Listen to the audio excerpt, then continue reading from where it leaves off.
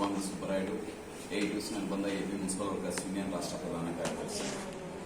ఈ నెల 20 నుంచి రాష్ట్ర వ్యాప్తంగా ఉన్నటువంటి మున్సిపల్ పారిశుద్ధ్య, ఇంజనీరింగ్, ఆఫీస్ సిబ్బంది, స్కూల్ స్వీపర్స్ తదితర విభాగాలలో పనిచేస్తున్నటువంటి permanent and contract outsourcing daily wage కార్మికుల సమస్యలపైన దశలవారీ కార్యక్రమాలను చేపడతా ఉన్నా.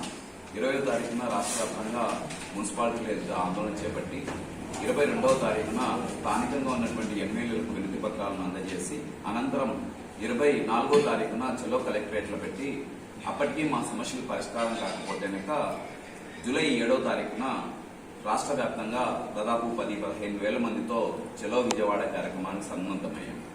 ఎందుకు ఇప్పుడు ఈ నిర్ణయాన్ని తీసుకున్నామంటే గడిచినటువంటి 2 ఏళ్ల కాలంలో రాష్ట్రంలోని కూటమి ప్రభుత్వం మున్సిపల్ రంగ కార్మికుల సమస్యలపైన ఏ ఒక్కటి కూడా పరిష్కారానికి చొరవ చూపకపోగా అనధికారికంగా మున్సిపల్ రూల్స్ విరుద్ధంగా డిప్యుటేషన్ల పేరుతో కమిషనర్లుగా ఇతర డిపార్ట్మెంట్ వాళ్ళని తెచ్చి కార్మికుల సమస్యలు మరిన్ని ఉత్పన్నమయ్యేలాగా చర్యలు తీసుకుంటా ఉన్నారు.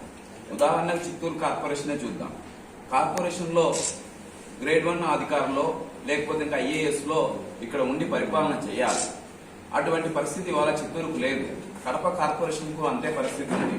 ఇలా దాదాపు ఉన్నటువంటి కార్పొరేషన్స్ అన్నింటిలోనూ ఐఏఎస్ కొరత అనేటువంటి తీవ్రంగా ఉన్నటువంటి పరిస్థితి, పర్యవసానంగా మున్సిపల్ రూల్స్ అనేటువంటివి అటకెక్కినటువంటి పరిస్థితి.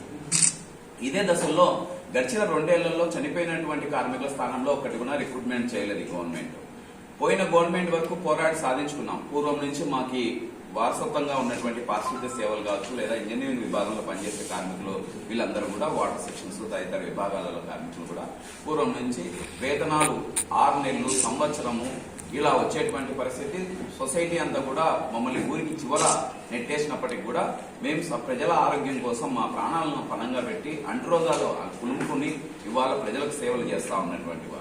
కానీ కూటమి ప్రభుత్వం వచ్చిన తర్వాత 2 ఏళ్ల నుంచి రిక్రూట్మెంట్స్ లేవు. చనిపోయిన స్థానంలో కానీ, రిటైర్డ్ అయినటువంటి కార్మికుల స్థానంలో కానీ.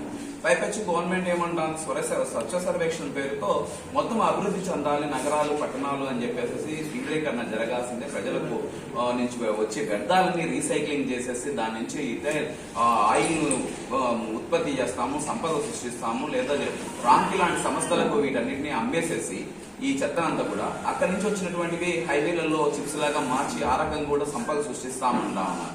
ఈ సంపదలో భాగం ఎక్కడా అని చెప్పేసి ఇవాళ మేము మున్సిపల్ వర్కర్స్ యూనియన్ గా అడుగుతాము. కార్మికుల స్థానం తగ్గితే దాన్ని భర్తీ చేయాల్సిన బాధ్యత ప్రిన్సిపల్ అథారిటీగా ఉన్నటువంటి కమిషనర్లకు ఇవాళ హక్కులు లేకుండా ప్రభుత్వం చేస్తా ఉంది. పైపెచ్చు ఆప్కస్ రద్దు చేయడానికి ఇవాళ కుట్ర పన్నుతా ఉంది. అందుకే ఆప్కస్ 2 ఏళ్లుగా రిక్రూట్మెంట్ లేవు. దీని మీద మంత్రి నారాయణ గారు అసలు మాట్లాడనేటువంటి పరిస్థితే లేదు. ఆయన ఎంతసేపు ఉన్నా కానీ అమరావతి పైన దృష్టి సారించారు, లేదా విశాఖలో గూగుల్స్ ఇంకొకటో వాటి ఏర్పాట్ల పైన దృష్టి పెట్టాడు తప్ప ఎక్కడ కూడా మున్సిపల్ అడ్మినిస్ట్రేషన్ పైన దృష్టి పెట్టినటువంటి దాఖలాలు లేవు. ఇవాళ జలధారకు హారతి ఇవ్వడానికి ముఖ్యమంత్రి చంద్రబాబు నాయుడు గారు ఇవాళ రేపు మదనపల్లికి వస్తా ఉన్నారు 20వ తారీఖున. 2 ఏళ్లుగా మున్సిపల్ కార్మికుల కన్నీటి దార పైన అసలు స్పందిస్తున్నటువంటి దాఖలాలే లేవు. ఎక్కడ కూడా కార్మికులు అనారోగ్యాల పాలవుతా ఉన్నారు. ఆదివారం పూట గాని, పండగ పూట గాని సెలవు దినాలు లేవు. ఎన్ని మేడేలు జరుపుకోవాలి? ఇప్పటికే పేడెగ్గున పూర్తి కాలం సెలవు దినాన్ని ఇచ్చేటువంటి దాఖలాలు లేనటువంటి పరిస్థితి ఉంది. మేము 1952లో ఆనాటి మా పూర్వీకులే సాధించి పెట్టుకున్నటువంటి జీవోలు, ఇళ్ల స్థలాలు మున్సిపల్ కాలనీలలో ఏర్పాటు చేసి ఇవ్వాలనేటువంటి జీవోలు 2008 రాజశేఖర రెడ్డి గవర్నమెంట్ వరకు అమలయ్యాయి. ఉమ్మడి హైదరాబాద్ లో బోర్బండలో నుంచి కానీ, కడప మాసాపేటలో కానీ చాలా చోట్ల ఇచ్చినటువంటి పరిస్థితి కార్మికులకు ఏర్పాటు చేశారు. స్వచ్ఛ సర్వేక్షణ కాదు, సఫాయి కర్మచారి కమిషన్ రూల్స్ అండ్ రెగ్యులేషన్స్ లోనే మున్సిపల్ పారిశుద్ధ్య కార్మికులకు జీవోల ప్రకారము ఎటువంటి రుసుము లేకుండా మున్సిపాలిటీలలో ఇళ్ల స్థలాలు నిర్మించి ఇవ్వాలనేటువంటిది పొందుపరచబడింది.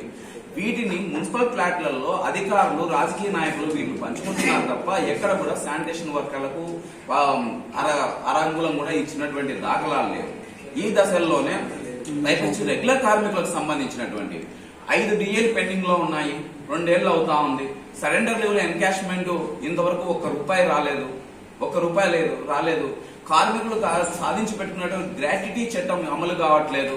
చంద్రబాబు నాయుడు ఏమో ఇవాళ 2 ఏళ్లకు సంబంధించి సుపరిపాలన చేస్తున్నానని చెప్పేసి, కూటమి ప్రభుత్వం అని చెప్పేసి అసలు ర్యాలీలు, బహిరంగ సభలు భారీగా పెడుతున్నారు. అసలు విడ్డూరంగా ఉంది. ఇవాళ చంద్రబాబు నాయుడు గారు అంత రాజకీయ అనుభవంతో ఉండి ఎన్నికలో గద్దెనెక్కుతానే ఉద్యోగ కార్మికులు 85% నాకు ఓటేశారు